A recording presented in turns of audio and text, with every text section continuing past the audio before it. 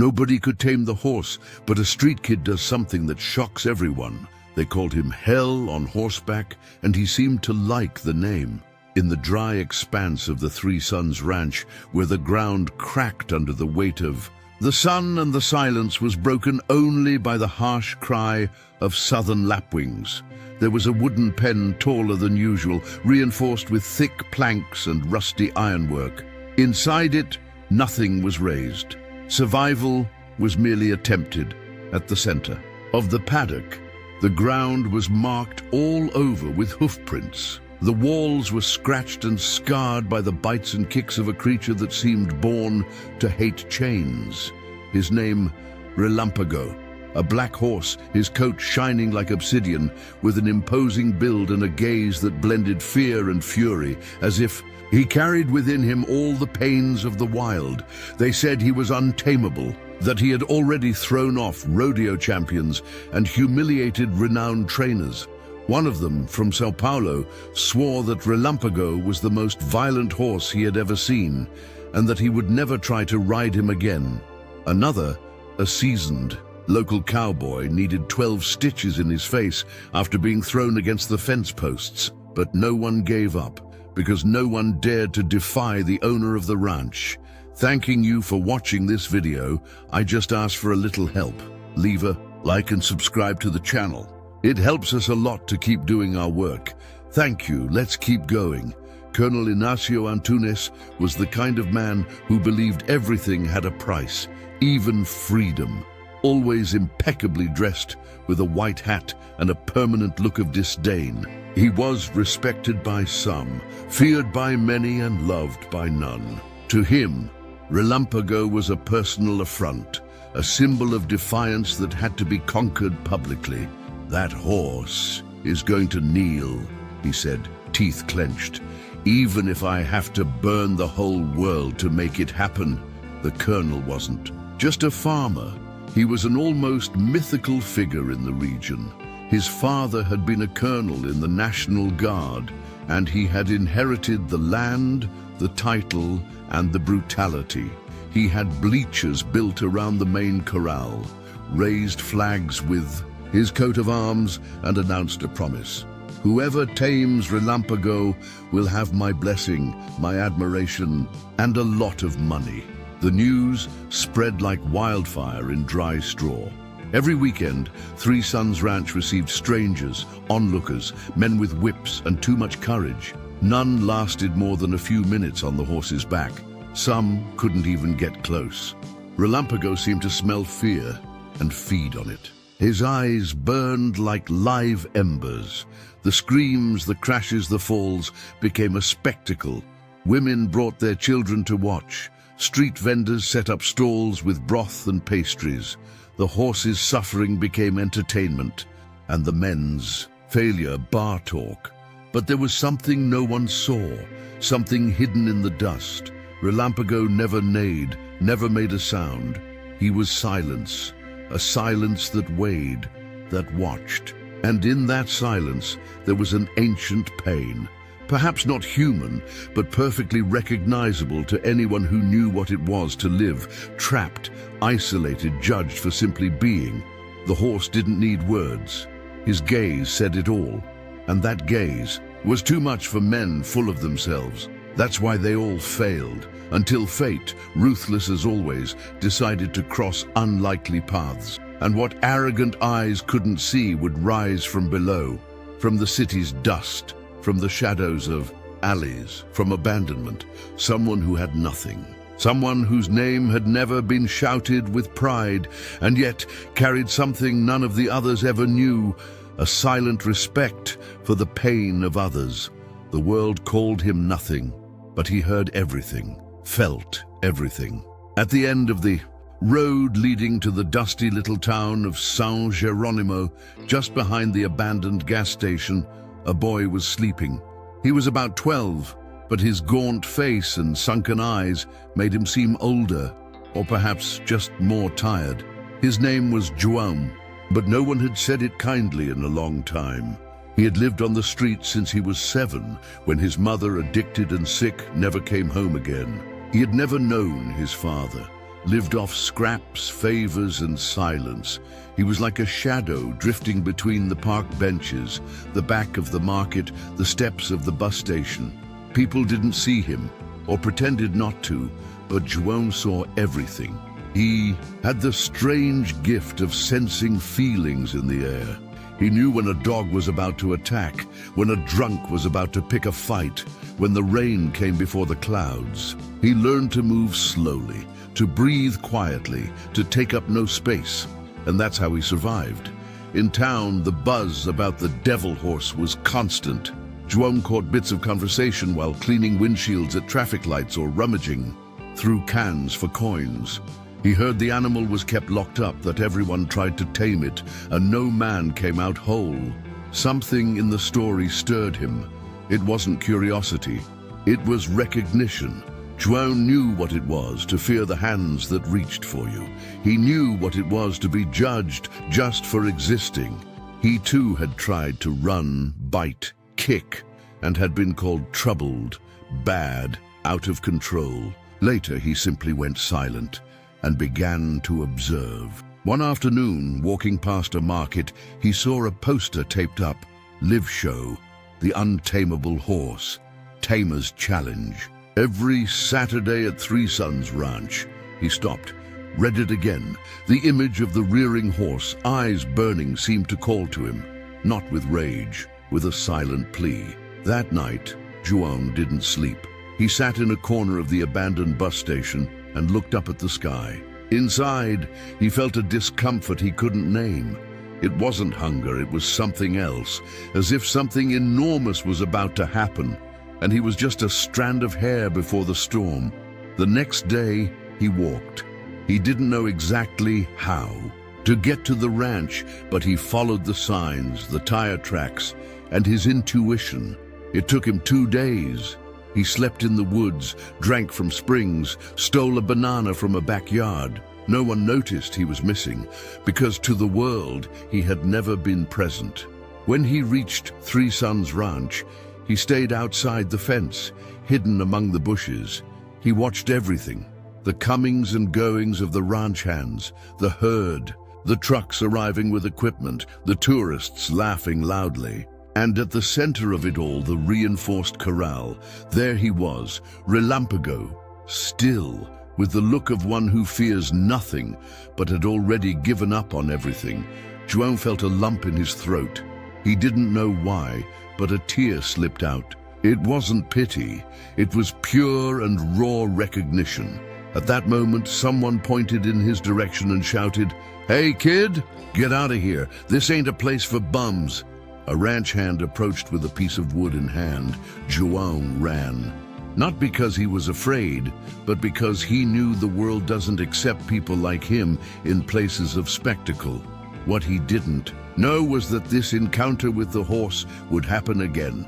But next time, there'd be no fence, no audience, only two broken beings, and a silent miracle about to begin. Sometimes love doesn't start with a touch. It starts with the absence of fear. After being chased off the ranch, João hid in the brush a few meters from the corral. He spent the night there, wrapped in a piece of tarp he'd found on the way. Slept little, woke at every crack, but the cold and discomfort didn't drive him away. Something inside insisted he had to stay. At dawn the next morning, before the ranch hands had begun to stir, João crawled to the side of the fence. The horse was there, facing away, chewing dry hay with indifference. But at the light rustling of leaves, he stopped. His ears twitched, his whole body tensed. João froze too. They stayed like that, motionless for endless seconds. Then Relampago turned his head. His eyes locked onto the boy with a shine that wasn't anger. It was wild curiosity. For the first time in many years, the horse faced a human without the fury that had made him feared. It was as if he knew this boy wasn't here to dominate him. He was here because he understood his pain. João didn't say a word, didn't move. He knew any sudden gesture could break that rare moment. Instead, he sat on the ground outside the fence and just watched for over an hour. with no expectations, no plan, just presence. In the days that followed, João returned every morning, always hidden, always silent, sat in the same spot, even when it rained, even when the cold from the brush cut through the skin. Sometimes he brought a piece of fruit, sometimes nothing, only his steady gaze and respectful silence. Relampago began to notice him. At first, he tensed. Then he became indifferent. And then something changed. He began to draw closer, little by little, not in a straight line, but with calculated detours, as if testing the boundaries, as if to say, "How far can I trust you?" João understood that language, because he had lived that way too, testing the world with glances before offering up his soul. One morning, Relampago got so close that João could hear his breathing. The boy didn't even blink. The horse sniffed the air, lowered his muzzle, and smelled the human presence that for the first time didn't try to possess him.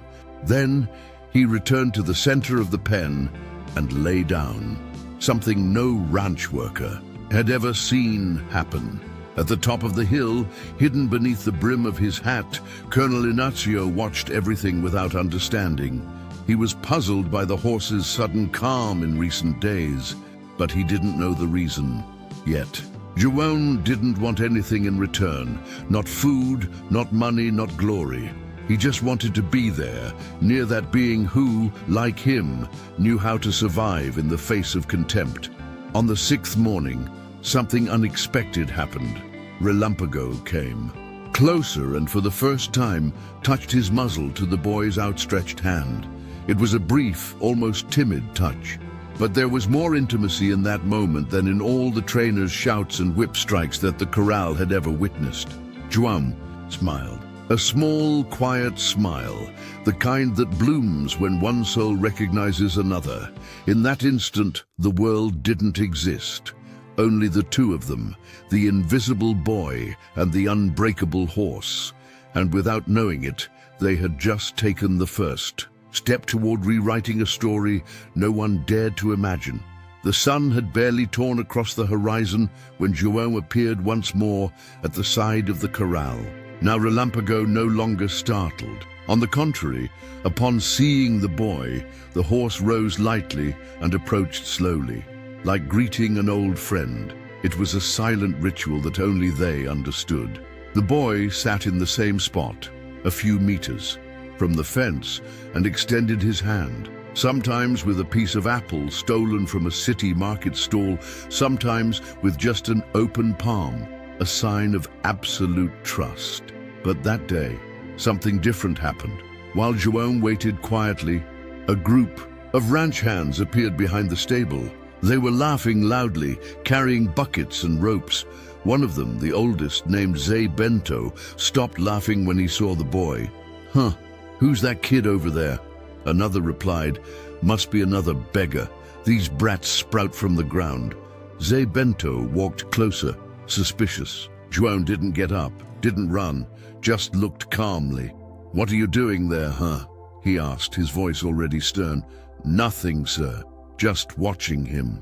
Zé Bento followed the boy's gaze and saw Relampago standing a few meters away, silent, as if he too were watching the conversation. "You know this horse, kid?" João hesitated but answered honestly, "No, but I think he knows me." The phrase drew laughter. The other ranch hands approached. One of them, younger and cocky, said, "Look at that, the new horse Tame. Maybe the brat thinks he knows more than we do." Another mocked, "Put him on the beast's back. Let's see if he walks out of it alive." Zé Bento, however, didn't laugh. There was something about the boy that unsettled him. It wasn't insolence, it was steadiness. It was as if João wasn't afraid of them, and that irritated him more than if the boy had run. "Get lost, kid. This ain't a place for you to play cowboys and Indians. This is men's work." João stood up slowly, but before leaving he looked at Relampago one more time. The horse neighed softly, a sound he rarely made. The ranch hands looked at each other, puzzled. "Maybe the beast actually likes the little brat," one of them said, trying to hide his unease with irony. That same day, Colonel Ignacio was informed. A street kid's been hanging around the back of the corral for days. Seems like the horse has been calmer because of him. The colonel narrowed his eyes, skeptical. A street kid? Is that right? Yes, sir. He doesn't do anything, just sits there, looks at the horse, and the horse looks back. There was silence.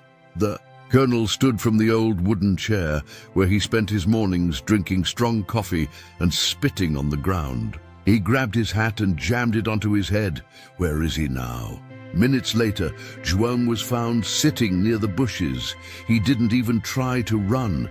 When he saw the imposing figure of the colonel approaching, he simply stood up, spine straight, eyes steady. A cold wind blew, lifting the dust, but neither of them looked away. So you're the so-called horse whisperer? João didn't respond. You know what we do with thieves around here, kid. I didn't steal anything.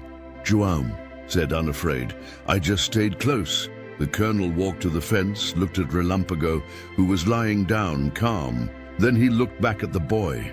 That horse nearly killed my son, broke ribs, punctured a lung. You know what that means? It means he's afraid, João answered. Afraid of people who hurt. The answer landed like a stone. A heavy silence. Bell. The colonel stared deep into the boy's eyes, searching for hesitation, doubt. He found none. Listen here, brat. That animal will be broken. Even if I have to bring the army here, no one will say that a beast defeated an Antunes. Got it? João nodded. I understand, but he won't give in to anger. He'll only yield when he finds peace. The colonel turned and walked away, saying nothing more. But his hardened eyes said it all. That boy was not welcome. And maybe he was far too dangerous. In the days that followed, João was banned from approaching. The ranch hands guarded the area. A guard dog was stationed near the thicket. They shouted at the slightest sign of the boy. But Relampago changed. He became restless, stomped his hooves on the ground, refused food, spent hours standing still, staring toward the bushes where he used to see João. The ranch hands didn't understand. The colonel ordered a new trainer, one from far away, famous for breaking any horse. On Saturday, the bleachers filled again. Loud music, laughter, betting. The man entered with shiny boots and a new whip, climbed onto the horse with arrogance, posed. Relampago didn't even react. He seemed strange, as if his soul was no longer there.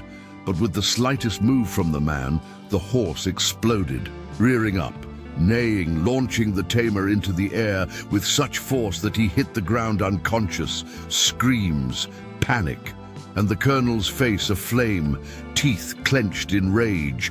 At that moment, a thin figure appeared among the crowd. João, someone, tried to stop him, but froze upon seeing what everyone saw. Relampago calmed down at the boy's presence. The horse looked at the boy and lowered his head. The impossible had begun. When the soul finds rest, even the wildest will kneel. Chaos ruled over Three Sons Ranch. The new tamer, the one famous for breaking any horse, lay on the ground, unconscious. Shouts echoed from the bleachers. The crowd stood, half in panic, half in awe. Relampago reared up, snorting loudly, hooves slicing the air like blades. He was the wind itself in fury.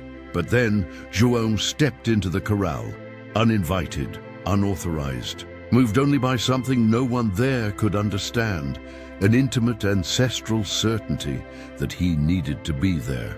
The ranch hands ran to the fence, shouting. One tried to jump in to stop him, but froze at the sight everyone now witnessed. Relampago was still. The horse, once consumed by untamable rage, stood motionless.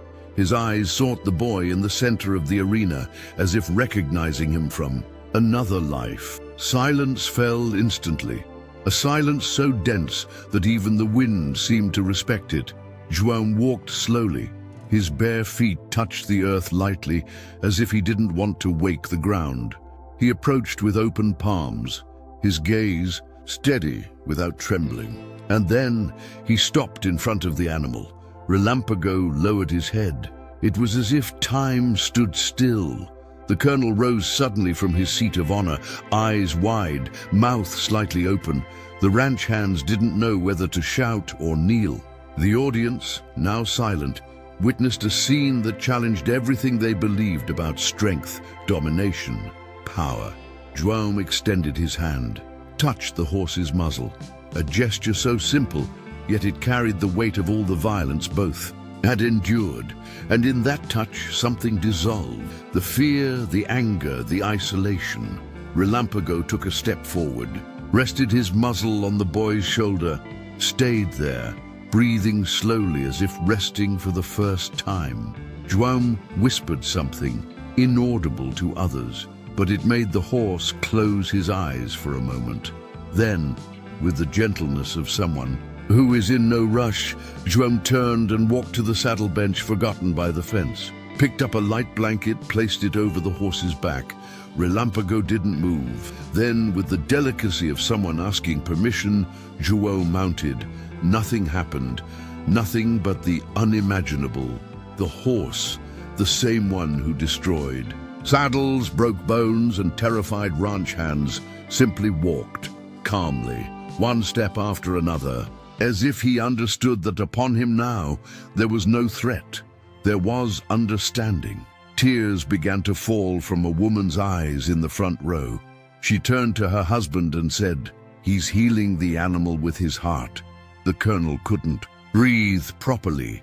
The image of the skinny boy atop the horse no one had ever been able to touch was like a living affront to his authority, but it was also a miracle, and he knew it.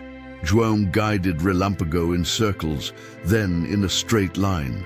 No spasms, no cries of pain, only firm and gentle steps, as if the animal walked within a happy memory. The arena, once full of shouting, now heard only the sound of hooves against the earth, a soft sound, one of peace. After a few minutes, João dismounted. He knelt before the horse and cried, not out of fear, not from pain, but because for the first time in his life he had found someone who didn't require him to change in order to be accepted. Relámpago, with a movement no one expected, lay down beside the boy, as if to say, "Now I can rest too." The crowd began to applaud, hesitantly at first, then on their feet, applause that echoed more than recognition. It felt like an apology for having doubted, for never having truly seen. The ranch hands approached slowly. One removed his hat in silence. Zé Bento, the eldest, fell to his knees and murmured, "I saw it with my own eyes, and I still don't know if I believe it." The colonel turned his back, walked to the far end of the ranch without saying a word. For the first time, his silence wasn't arrogance. It was defeat, but a good defeat. One that teaches. That afternoon, João was invited to stay on the ranch, but not as a ranch hand. He was named Guardian of Relámpago, a title he didn't fully understand, but carried with pride. Over the next few days, local newspapers wrote about the event. Photos of the boy with the horse circulated on social media. Some called him a whisperer, others a miracle worker. But he only said one thing when asked how he did it: "I just listened to what no one else wanted to hear, because in the end, pain also speaks. And those who listen with their heart heal what the world has given up on touching." The news spread like wildfire. Street boy tames the most feared horse in the backlands. Miracle or spiritual gift, untamable horse yields to mysterious young man. Invisible boy conquers legendary beast with a single touch. Within 3 days, Three Sons Ranch became a tourist attraction. News crews, influencers, reporters from popular channels arrived with cameras, microphones, and 1,000 questions. They wanted to know who the boy was, where he came from, what technique he used, if he was the son of some famous trainer, if he had a YouTube channel. But João didn't answer, not out of arrogance, but because he didn't know how to explain the unexplainable. "I just sat beside him," he said quietly, eyes on the ground, "and listened with my heart." Relámpago seemed different too. still firm, still strong, but now he accepted human presence.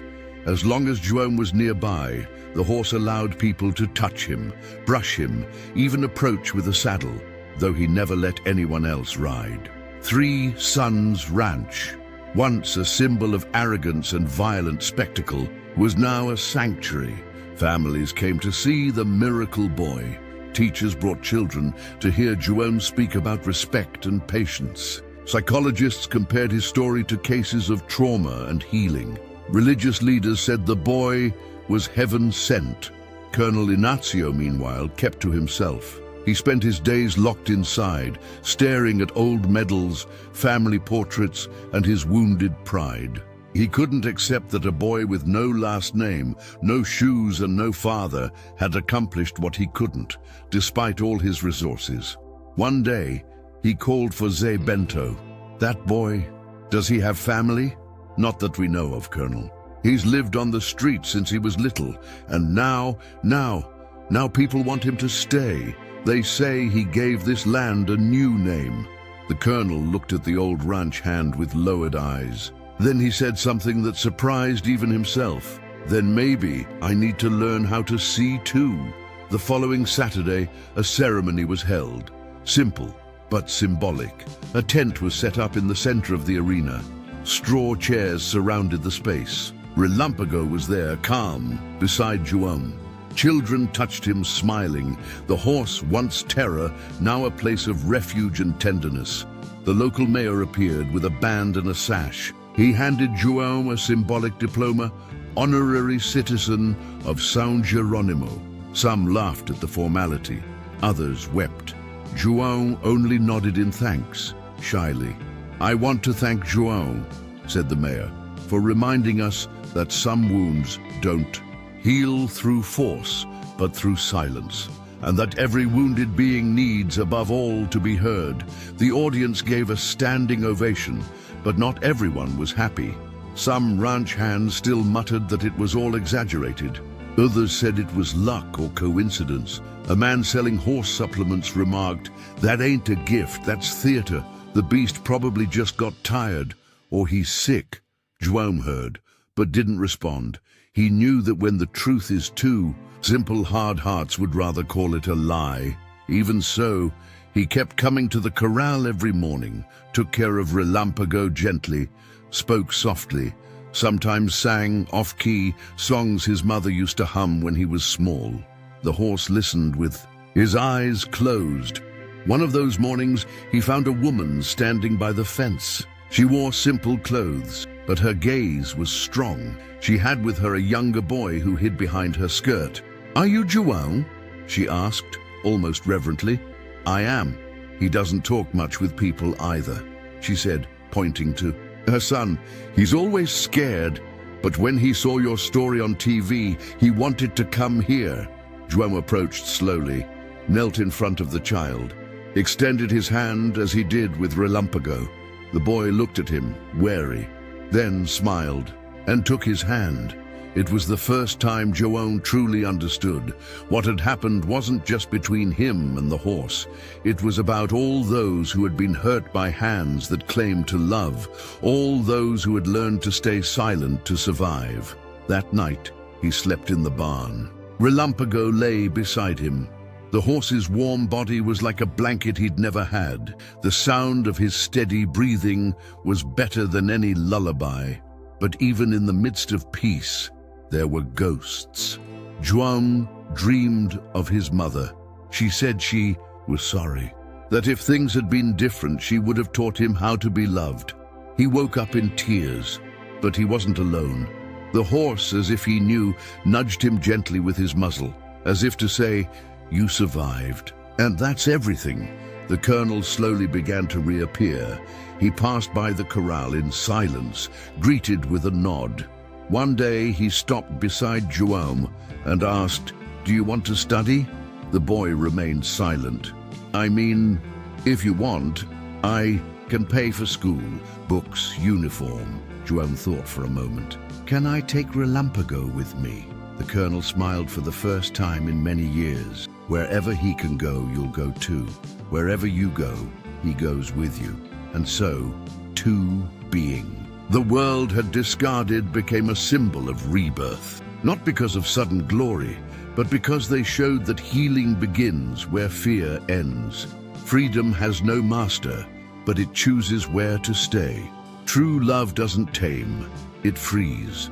And even free, it chooses to stay. Months had passed since the day. The street boy and the untamable horse became a living legend in the backlands. But anyone who saw João now wouldn't see fame, nor glory, nor wealth. They'd see the same boy as before, only with different eyes, eyes that knew their worth. João now slept in a small room on the ranch.